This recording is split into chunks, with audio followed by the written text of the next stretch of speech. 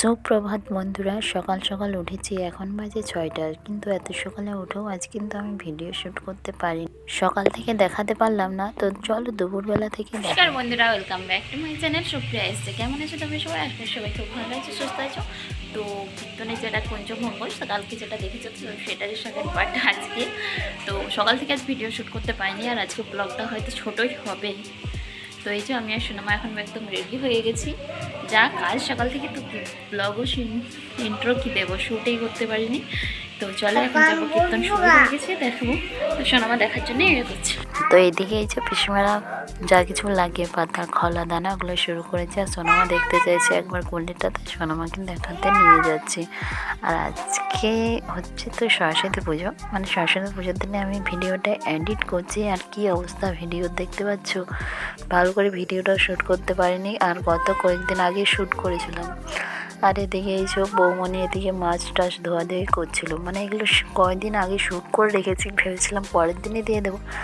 আর এই ভিডিওটা দেখে আর কি আমার এডিট করতে ইচ্ছে করেনি, কারণ তো কারো কাছে যেহেতু আমি ভিডিও পাইনি, তখন ভাবলাম এটাই এডিট করে দিয়ে দিই, যেহেতু পুজো চলে এলো। আর আজ হচ্ছে সরস্বতী পুজোর দিন, তোমরা এই ভিডিওটা পাচ্ছ, আর সরস্বতী পুজোর ব্লগটা কালকে দেবো। তো পুজো বলে বিশেষ কোনো নেই, যদি আমি বার হয় তাহলে তোমাদেরকে কালকে দেবো। আর এদিকে দেখতে পাচ্ছ বাহান্নভোগের সমস্ত পুজো রেডি হয়ে গেছে।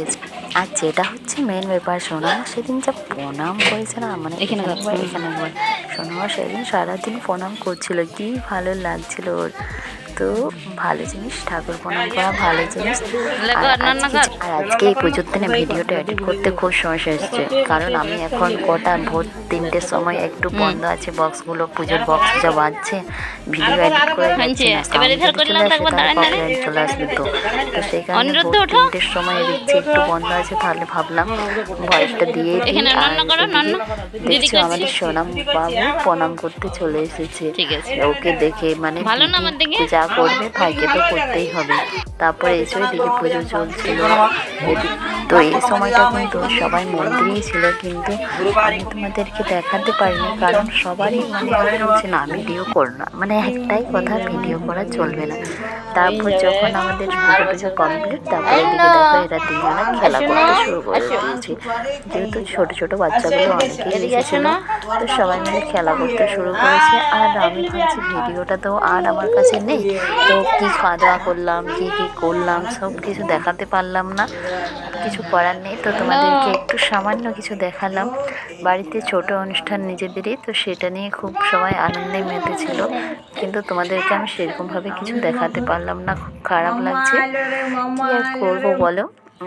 আর এদিকে বিকেলবেলা যখন মাকে বললাম মা একটু চুল বেঁধে দাও, কাউকেই ভিডিওতে দেখাতে পারিনি, মায়ের ভিডিওটা লুকিয়ে লুকিয়ে করে নিয়েছে। মায়ের মুখটা দেখো, মাও কিন্তু বলছে ভিডিও করো না ভিডিও করো না, কিন্তু তাও মায়েরটা আমি জোর করে করে নিয়েছি, কারণ মা তো আমার, তো মা তো বাপের বাড়িতে থাকার কত সুখ, দেখো মা কিন্তু সব করে দেয়। খুব ভালো লাগে, কারণ মায়ের মতো কেউ আদর যত্ন করতে পারবে না, এটা কিন্তু সত্যি, বিয়ের আগে হোক বা পরে হোক। চলো টাটা।